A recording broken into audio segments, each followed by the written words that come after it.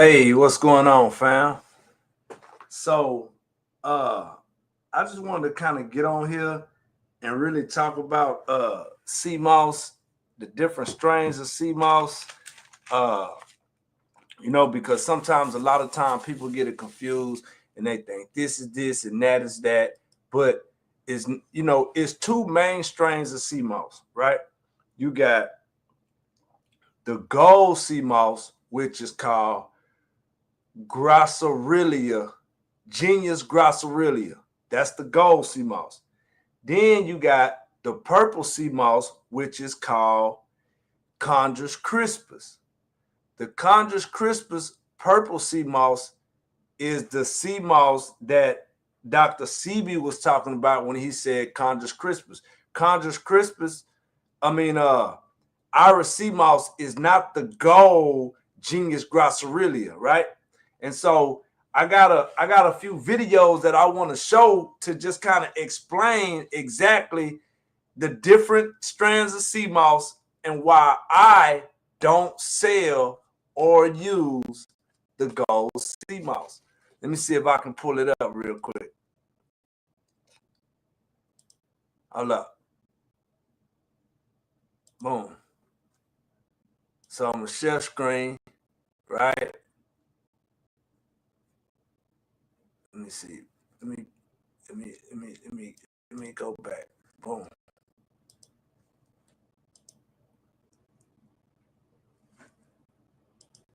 Boom. Boom. Right. Okay. So the first thing I want to do, let me share screen now. Share screen. Boom. So the first thing I want to do, can you see my screen? All right. So first thing I want to do is go right here. Go to downloads. Wait.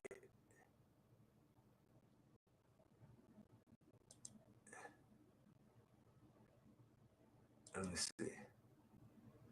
Right here, right? So this is the first thing I want to do. I want to show you how they actually Welcome to the Seamoss farming training video. In this video, the focus is on harvesting techniques. I'm going to show you how these people are literally taking sea moss off the rocks where it's supposed to go, then putting it on these ropes. And once you put it on the ropes, then it's not getting none of the nutrients, right? The best practices. Before you harvest, there are some key things to consider. Establish where you will bleach and dry your sea moss. The ideal place for drying sea moss is an area exposed to the sun and wind, as the sea moss will dry quickly. Ensure that bleaching and drying racks are in place to accommodate the sea moss. Also, ensure that your new lines for replanting have been prepared or set up. You need to also have your harvesting bags ready for placement of the sea moss. You will use those to carry the sea moss from the water to the drying area. Determine if you will harvest in low tide or high tide. Low tide is the preferred time for harvesting if you are going in on foot. High tide can work if you have a boat. Most importantly, you also need to know when to harvest. Your sea moss should be harvested when they're fully grown or mature. Generally, Unk'L cottoni. You see how they got it on the ropes? Like, it's not even off the source where it actually get the nutrients in. It's on some ropes hanging in the water. Now, this is the gold sea moss, right? This is the gold sea moss. Takes about 6 to 8 weeks to mature.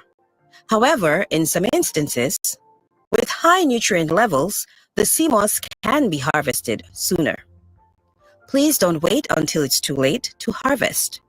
Your sea moss may break off and get washed away if you do not harvest on time. Let's now get into the actual act of harvesting the sea moss. To harvest, carefully cut or break the sea moss from the rope. Place in harvest bag and take to shore. Note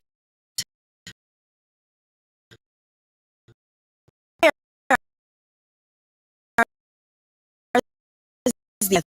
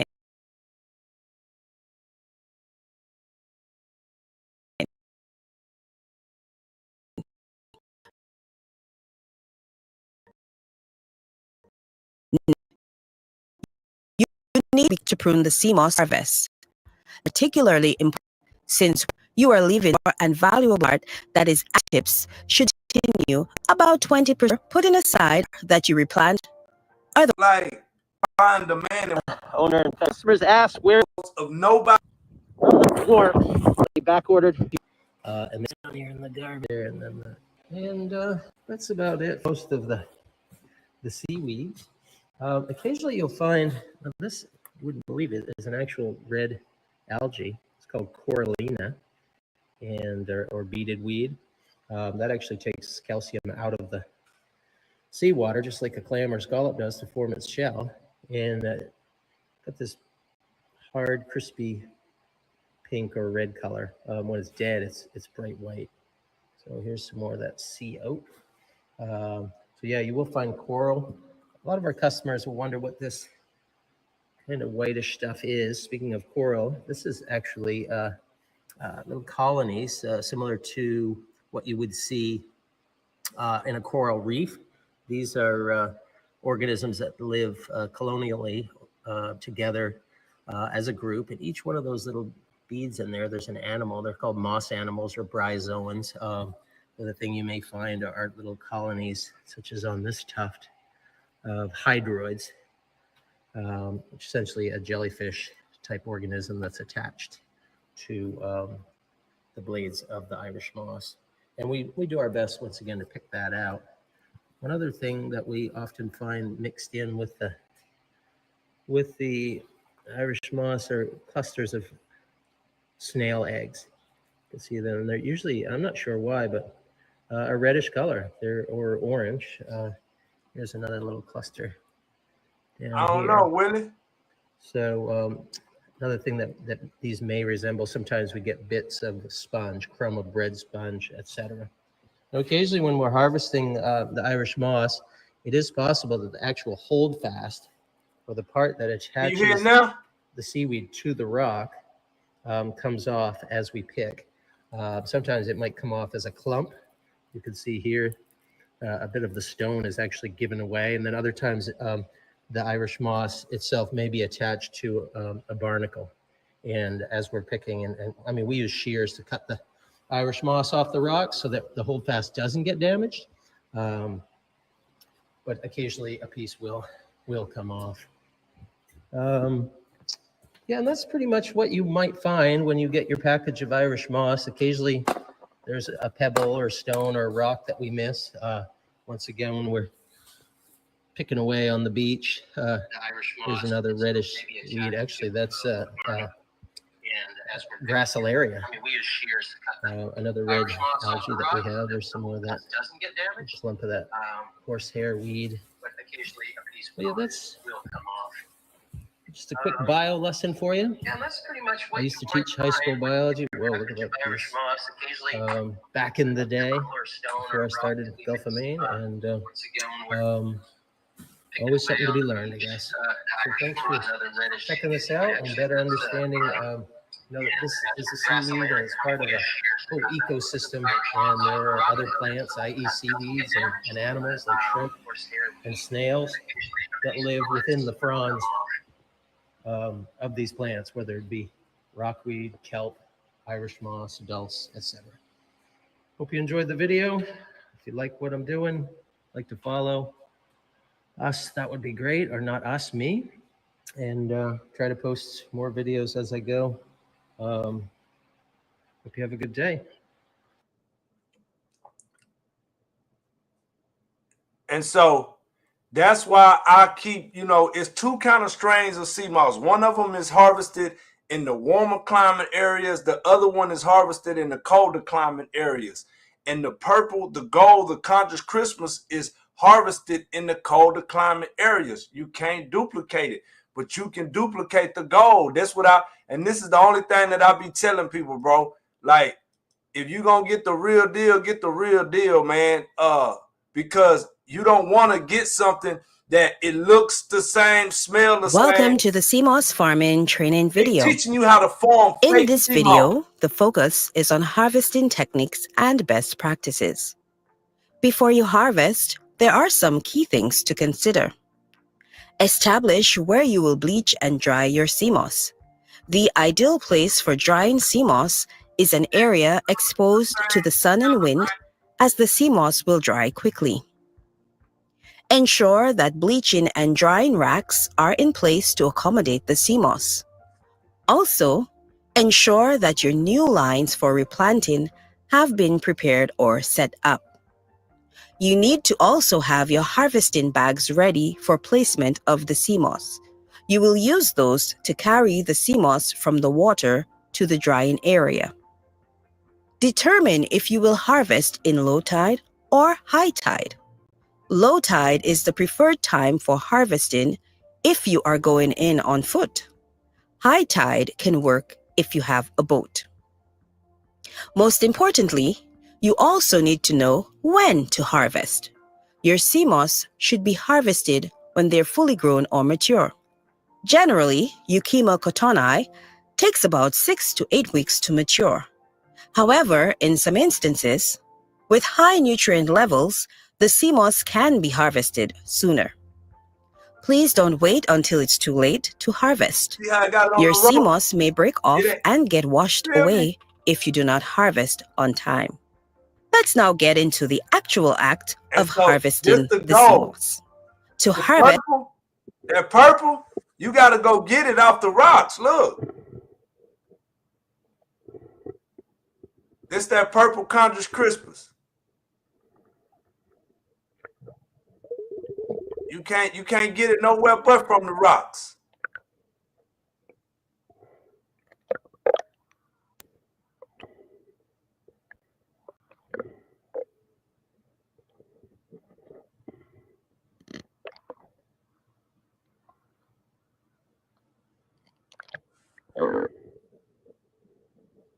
You can't get it nowhere but from the rocks.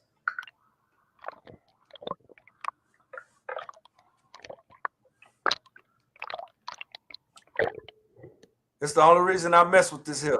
That's why I stopped selling the gold or taking it.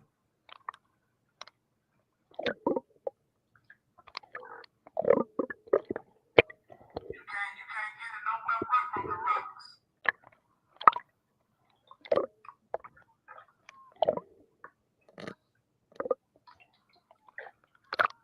The only reason I mess with this here.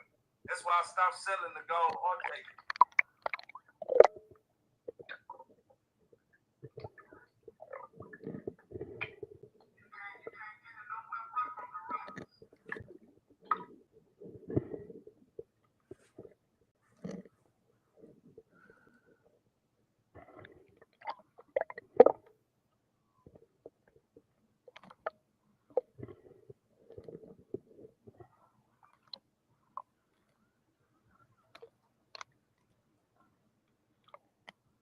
Straight make, man. That's why I say that purple Seamoss, that Condrus crispus, you can't duplicate it.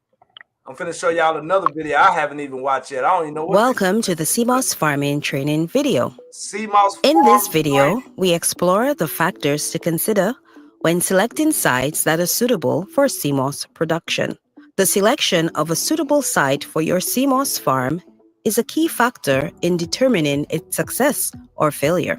When selecting a site, check for the following: coral, sign of seaweed growing naturally, distance from river or freshwater, salinity, temperature, tidal range, water movement and nutrients, bottom type, water depth, and sunlight. Let's examine these further. Coral. Avoid places where there are lots of coral reefs because they attract small fish that will eat your Seamoss. Signs of seaweed growing naturally. If seaweed or seagrass is growing naturally in an area, then this likely means that your Seamoss farm can survive. Some of the seaweed to look for include manatee grass, turtle grass, and other Seamoss species like Gracilaria. Distance from river or fresh water. If your site is too close to a river or fresh water source, this may make it more difficult for the Seamoss to grow. And if they do, the quality may not be very high. Rivers can also be the source of sediment that can suffocate the Seamoss, especially after heavy rains. Salinity. This refers to the level of salt in the water. Seawater salinity for Seamoss cultivation can range between 23 and 38 parts of salt per 1,000 parts of water, parts per thousand or ppt. The average salinity of seawater is 35 ppt. It is important to know the rainfall pattern and amount in the area being considered, since this can impact seawater salinity as well as the process of solar drying of the Seamoss harvested. Temperature. Too much exposure to sun will mean stress for the Seamoss and even kill it. Any area being considered for Seamoss cultivation should have a water temperature range between 25 degrees Celsius and 30 degrees Celsius. In shallow waters, the water temperature can become high, especially during sunny days, and would not be suitable for seaweed cultivation. Tidal range. Tidal range refers to the difference between high tide and low tide. Areas that end up with very shallow water during low tide should be avoided for Seamoss cultivation. Water movement and nutrients. Wind-driven currents bring all the nutrients Seamoss needs in order to grow. In rough waters, it may be difficult to install lines or rafts or cultivate Seamoss generally. Conversely, if the bay is too sheltered, there may not be enough movement to keep the Seamoss free of sediment. Therefore, moderate water movement is most preferred for Seamoss cultivation, as opposed to strong water currents like those noticed in the vicinity of reef edges or in reef channels. Since water movement and the inflow of nutrients is extremely important for Seamoss cultivation, it is critical to consider sites where there is constant exchange of seawater, such as with the changing of the tides, and sufficient water movement, such as created by waves. The water current should not be too strong, as strong currents can damage farms and even wash away Seamoss lines, planting materials, and moving anchors. Bottom type. A white, sandy bottom with the presence of some natural seagrass is probably the best location to cultivate Seamoss. If the bottom is covered with seagrass, the Seamoss will not grow very well. This is because other seaweeds might compete with the Seamoss by absorbing the nutrients from the water. A sea bottom with coral will make it difficult to secure stakes as anchors. Additionally, herbivorous fish generally live and aggregate around corals, and they can feed on your Seamoss, negatively impacting growth and production. A muddy bottom is also not appropriate because silt or mud will smother the plants, and highly turbid water will also limit the amount of sunlight reaching the plants. Water depth and sunlight.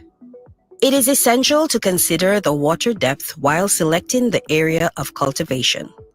This will inform on the ease at which farmers can set up and manage their farms, the skills needed to undertake Seamoss production, such as swimming capabilities and the use of a boat in water that is deeper than 6 feet, as well as the farming methods or strategies to be employed.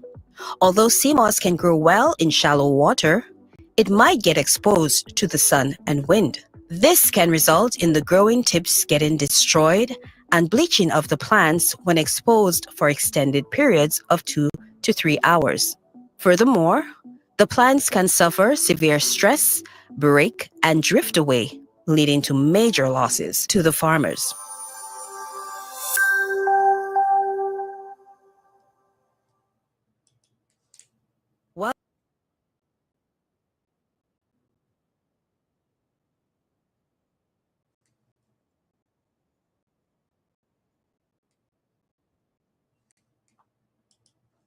All right, so that's basically what I wanted to show, right? That the gold Seamoss is so widespread that you actually it's supply and demand, and there's so much demand for it that they done figured out a way that they can actually grow it and form it without it being grown in its natural way, the way that it's supposed to be. That purple sea moss, you can't just go harvest it and then put it on ropes. Like, you got to actually go out there, you got to go get it, then you got to do whatever you got to do, but then you got to hydrate it, you know, dry it out so it don't die, right? So it don't just wither away. And so that's one of the main reasons why I stopped using the gold sea moss, because there's too many ways for you to actually get it and duplicate it. And if you duplicate it, then it's not giving you the same nutrients and vitamins and everything that it's supposed to give you. And the thing about it is, you will never be able to tell the difference. It all look the same, smell the same. And when they blend it down and put it in that gel, or when they dry it up, it all look the same. And you never know. But one thing about that purple 100, you can't duplicate that. And that's the main reason why I use the purple sea moss, and that's why I sell that kind. And that's the difference in the strains. You got the gold Genius Grosseria, and you got the purple, which is the Conjus Crispus. And so